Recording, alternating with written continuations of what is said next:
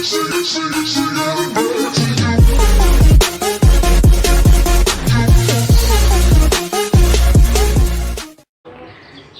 bismillahirrahmanirrahim. Assalamualaikum warahmatullahi wabarakatuh. Perkenalkan, nama saya Intan Eska Fathiyah, NIM T 2018-1056. Di sini saya dari kelompok 10 akan sedikit menjelaskan mengenai pengertian dari metode Qur'ani. Apa sih itu metode Qur'ani? Metode Qur'ani ini merupakan metode belajar Al-Quran yang dikeluarkan oleh Pondok Pesantren Sidogiri sejak tahun 2008. Nah, metode ini disusun oleh para mu'alim atau guru Al-Quran yang ditunjuk oleh pengurus Pondok Pesantren Sidogiri yang terdiri dari 8 tim penyusun, yaitu yang pertama adalah Ustadz Muhammad Hamid Asy'ari, kemudian yang kedua adalah Ustadz Marhatam Ismail, yang ketiga adalah Ustadz Abdul Syakur Nur, yang keempat adalah Ustadz Ismail SH Arif, dan yang kelima adalah Ustadz Abdul Wahid Syafi'i, yang keenam adalah Ustadz Abdul Muiz Ali, yang ketujuh adalah Ustadz Muhammad Saiful Bahri, dan yang terakhir adalah Ustadz Husain Nasyir. Nah, dalam metode Qur'ani ini santri akan diperkenalkan dari beberapa sistem bacaan, yaitu diantaranya ada 2 sistem bacaan, yaitu yang pertama adalah sistem bacaan tartil dan yang kedua adalah sistem bacaan tahqiq. Nah, di sini saya pertama-tama akan menjelaskan apa itu sistem bacaan tartil. Nah, sistem bacaan tartil itu merupakan membaca Al-Quran dengan pelan dan jelas sekiranya mampu diikuti oleh orang yang menulis yang bersamaan dengan orang yang membaca. Sedangkan tahqiq di sini yaitu membaca Al-Quran dengan menjaga agar bacaannya sampai pada hakikat bacaannya, sehingga makhorijul hurufnya, sifatul hurufnya, dan ahkamul hurufnya benar-benar tampak dengan jelas. Adapun tujuannya adalah untuk menegakkan bacaan Al-Quran sampai pada sebenarnya. Jadi dapat dikatakan bahwa setiap bacaan tahqiq itu merupakan sistem bacaan tartil, sedangkan bacaan tahqiq belum tentu merupakan sistem bacaan dari tahqiq. Nah, tartil di sini bisa kita sebut dengan tagoni, yaitu sistem bacaan dalam membaca Al-Quran yang dilakukan dan dengan memberi irama. Metode Qur'ani Sidogiri ini merupakan metode yang menggunakan pendekatan ibu, yang mana metode ini menjadikan seorang ustadz atau ustadzah sebagai seorang ibu yang mengajari anak-anak. Oleh sebab itu, maka metode Qur'ani Sidogiri ini memiliki moto, yaitu mudah, menyenangkan, dan menyentuh hati. Penggunaan metode Qur'ani Sidogiri ini pada madrasah atau TPQ sudah sangat baik dari perencanaannya, yang mana di sini menggunakan semacam rencana pelaksanaan pembelajaran atau RPP yang dibuat oleh ustadz dan ustadzah di madrasah maupun di TPQ. Nah, pembelajaran yang baik merupakan pelaksanaan dari perencanaan yang telah dibuat tadi. Maka dari itu, di sini metode Qur'ani Sidogiri ini sangat berpengaruh terhadap kemampuan baca tulis Al-Quran santri. Jadi, metode Qur'ani Sidogiri ini merupakan suatu cara belajar mengajar Al-Quran yang terdiri dari beberapa tingkatan jilid, yaitu dari jilid 1 sampai jilid 5. Belajar membaca lafadz-lafadz gharib dalam Al-Quran, kemudian buku tajwid, buku materi pelengkap, dan buku materi tambahan disertai pedoman mengajar metode Qur'ani Sidogiri. Mungkin hanya itu yang dapat saya sampaikan, kurang lebihnya saya kembalikan kepada presentator berikutnya. Assalamualaikum warahmatullahi wabarakatuh. Assalamualaikum warahmatullahi wabarakatuh. Saya Susi Kumala Nurjana, NIM T 2018-1085. Di sini saya akan sedikit memaparkan tentang sejarah metode Qur'ani Sidogiri. Nah, metode Qur'ani Sidogiri ini metode akselerasi belajar membaca Al-Quran bagi pemula ala Pondok Pesantren Sidogiri. Nah, terobosan terbaru ini diciptakan dengan tujuan untuk mempermudah belajar membaca Al-Quran dengan fasih dan benar. Materi Qur'ani Sidogiri terdiri dari 5 jilid dan ditambah dengan warib, yaitu bacaan-bacaan asing dalam Al-Quran. Juga materi ilmu dasar tajwid yang dikhususkan untuk anak usia dini atau anak-anak yang belum mengenal baca tulis Al-Quran sama sekali. Selain itu, didukung juga dengan materi pendukung sebagai latihan untuk makhrajul huruf wasfifatuha dan materi peraga sebagai sarana pembelajaran. Nah, materi pendukung berisi latihan makhrajul huruf wasfifatuha di sini mencakup tentang makhraj huruf hijaiyah dan sifat-sifatnya, dengan tujuan agar peserta didik dengan mudah dan cepat dalam belajar membaca Al-Quran secara fasih dan benar. Sekian materi yang saya sampaikan, kurang lebihnya mohon maaf. Wassalamualaikum warahmatullahi wabarakatuh. Assalamualaikum warahmatullahi wabarakatuh. Saya Ahmad Rizan Adaro ini T 2016-1187.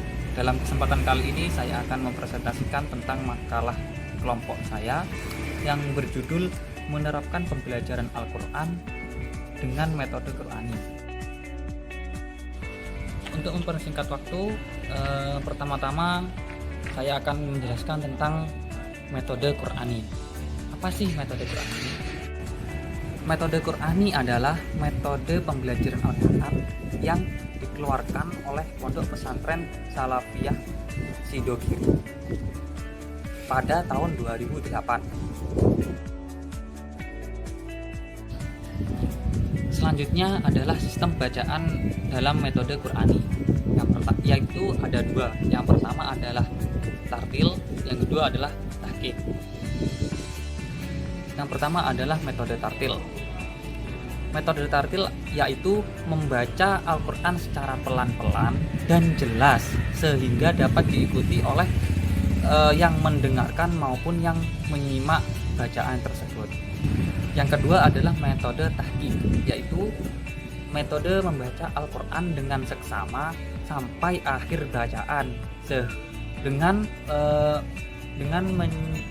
menyesuaikan makharijul huruf dan pelafalannya sehingga bacaannya lebih sempurna. Bisa dikatakan kalau tahqiq sudah tentu tartil, tapi tartil belum tentu tahqiq. Selanjutnya adalah sejarah metode Qur'ani. Awal mula metode Qur'ani yaitu berasal dari Pondok Pesantren Sidogiri. Didasarkan karena ada inisiatif bahwa membaca Al-Quran dengan seperti biasa itu masih kurang efektif, sehingga Pondok Pesantren Sidogiri mengeluarkan metode baru dengan berbagai banyak pengkajian dan inovasi-inovasi baru. Hal ini didasari atas munculnya pemikiran untuk mempermudah bacaan dan lebih membenarkan makharijul huruf wasifatuha. Baik, selanjutnya adalah penerapan metode dirosati. Penerapan metode dirosati ini dibagi menjadi 4. Yang pertama, praktis, sederhana, tidak menuntut, latihan, dan ceramah. Yang pertama adalah praktis. Praktis di sini adalah ketika penjelasan a, ba, ta, sa itu lebih diperjelas lagi. Kita a dibaca a, bukan a fathah a, ba fathah ba, bukan seperti itu, tapi harus langsung dibaca a, ba, itu langsung praktis. Yang kedua adalah sederhana. Sederhana di sini tidak menjelaskan secara deskriptif, tapi langsung to the point. Ketika ada misalnya huruf ba titiknya 1 dibaca ba, kalau titiknya 2 ta, kalau titiknya 3 ta, seperti itu. Jadi tidak ada bacaan seperti kalau seperti bentuknya perahu ada titiknya di bawah, tidak seperti itu, langsung dijelaskan bahwa ini ba, ini ta, gitu. Yang ketiga adalah tidak menuntut untuk membaca. Maksudnya guru hanya menjelaskan bacaannya dengan membaca berulang secara berkala. Misalnya Bismillahirrahmanirrahim, Bismillahirrahmanirrahim, Bismillahirrahmanirrahim. dengan para peserta didik mengikuti apa yang dilafalkan oleh seorang guru, sehingga mereka mampu untuk mengikuti bacaan secara mandiri. Selanjutnya metode ceramah. Yang terakhir ini yaitu seorang guru menjelaskan apa yang dipelajari kepada seorang murid dengan menggunakan tulisan. Apa misalnya jilid 1 itu anak-anak mempelajari ini dari A, B, dijelaskan secara deskriptif, yaitu menggunakan metode ceramah.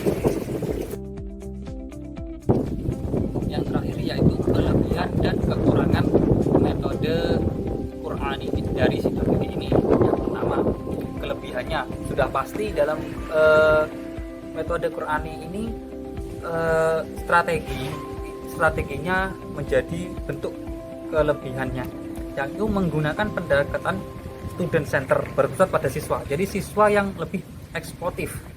Jadi yang tadi ada deskriptif itu guru hanya menjelaskan sedikit, tapi murid lebih membangun lagi. Guru membacakan sebentar, murid harus membaca secara berulang-ulang sampai mereka bisa. Itu adalah bentuk student center. Yang kedua adalah strategi belajar active learning, yaitu siswa dituntut untuk lebih aktif daripada si pengajar tersebut dengan banyak menggunakan game-game di dalam kelas, dengan metode-metode strategi yang lebih membuat aktif siswanya daripada seorang gurunya tersebut. Yaitu dari segi manajemennya, dan Qur'ani itu terpusat kepada lembaga, yakni Qur'ani Sidogiri Foundation. Dan selanjutnya yang terakhir yaitu kekurangan metode Qur'ani. Ada dua hal yang menjadi poin pokok dalam kekurangan metode Qur'ani ini. Yang pertama, halaman pada setiap jilid terlalu banyak. Jadi yang perlu dipelajari oleh seorang siswa itu pasti lebih membebani mereka. Yang kedua, jumlah buku jilid 1 sampai 5 ilmu tajwid dan gharib. Jadi banyak jumlah bukunya. Dari jilid 1, jilid 2 sampai jilid 5, ilmu tajwid dan gharibnya tuh banyak dengan berlembar-lembar buku setiap halamannya. Terima kasih, sekian dari saya. Wassalamualaikum warahmatullahi wabarakatuh.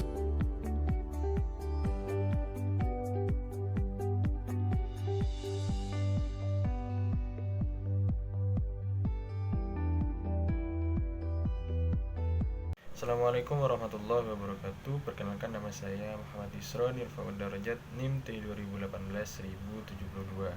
Di sini saya akan memberikan penjelasan tentang kelebihan dan kekurangan metode Qur'ani Sidogiri. Metode Qur'ani Sidogiri ini memiliki kelebihan dari segi strategi dan juga manajemen, sedangkan kekurangannya yaitu dari aspek materi. Saya sebutkan kekurangannya dulu ya. Dari aspek materi ini, yang pertama yaitu halaman pada tiap jilidnya terlalu banyak, dan juga jumlah buku jilid terlalu banyak, yaitu jilid 1 sampai 5 ilmu tajwid dan buku atau kitab Ghoroib. Dan setelah saya telusuri, memang dari aspek materi ini saya telusuri di sebuah marketplace namanya Bukalapak. Itu memang ada beberapa buku ya, ada kalau nggak salah itu 7 apa 8 buku gitu yang ditampilkan oleh penjual terhadap materi atau metode Qur'ani Sidogiri ini. Dari aspek strategi kita membahas tentang kelebihannya. Dari aspek strategi, yang pertama yaitu menggunakan pendekatan student center atau berpusat pada siswa. Dan yang kedua yaitu strategi belajar yaitu menggunakan strategi belajar adalah active learning. Nah, jadi metode Qur'ani Sidogiri ini menggunakan sistem atau metode pembelajaran yang berpusat pada keaktifan siswa. Jadi di situ tidak hanya seorang pendidik atau ustadz atau guru saja yang terlalu aktif di dalam suatu kegiatan pembelajaran menggunakan metode Qur'ani ini, tetapi siswa yang dituntut untuk aktif seperti itu. Dan dari pusat manajemennya yaitu terpusat pada satu lembaga, yaitu Qur'ani Sidogiri Foundation, tidak bercabang gitu. Ya kalau untuk meskipun membuka kayak cabang, ini kan pusatnya di Sidogiri, misalnya di daerah lain atau kabupaten lain untuk membuka cabang seperti di Jember, di Banyuwangi, dan di kabupaten-kabupaten lain seperti di Bali, Sidoarjo dan sebagainya, itu kan hanya sebagai cabang saja. Untuk pusatnya atau untuk untuk lembaganya sendiri itu ya berpusat kepada Sidogiri Foundation atau Qur'ani Sidogiri Foundation. Jadi untuk kelebihan dan kekurangannya dari metode Qur'ani Sidogiri ini adalah, yang pertama, untuk kelebihannya yaitu dari dari aspek strategi dan dari aspek manajemen, sedangkan untuk kekurangannya dari aspek materi saja. Itu saja yang dapat saya sampaikan, kurang lebihnya mohon maaf. Wassalamualaikum warahmatullahi wabarakatuh.